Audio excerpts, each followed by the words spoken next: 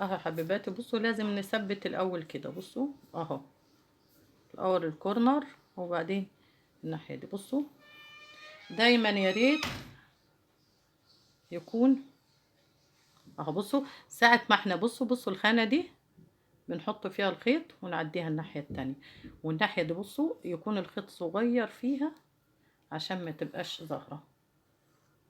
نحاول ايه الخيط ما يكونش طويل عشان ايه مش ايه يمسك معاك ولا يعمل مشكله.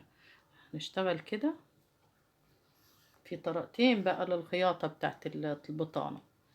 الطريقة دي وفي طريقة بصوا لو احنا بصوا اهو اهو الطريقة دي كمان لازم الكورنر نثبته بزيادة، ندي لفة كده على بالإبرة كده اهو، نديه لفة بزيادة. كله ده هيروح ساعة ما انت ايه تثبتي او تخيطي تضم تركبي الشنطة في بعضها. يعني اجزاء الشنطة لما تركبيها في بعضها كل ده اهو، بعض الخيوط اللي هتكون باينة والدفوهات هتروح. بصوا كده اهو.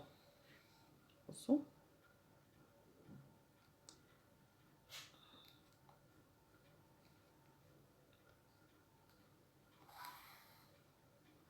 اهو.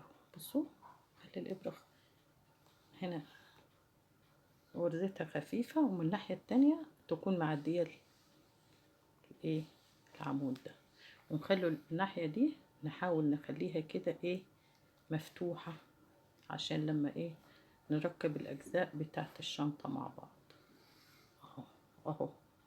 وحاولي يكون لون الخيط لون البطانة عشان حتى لو ايه انتوا بتشتغلي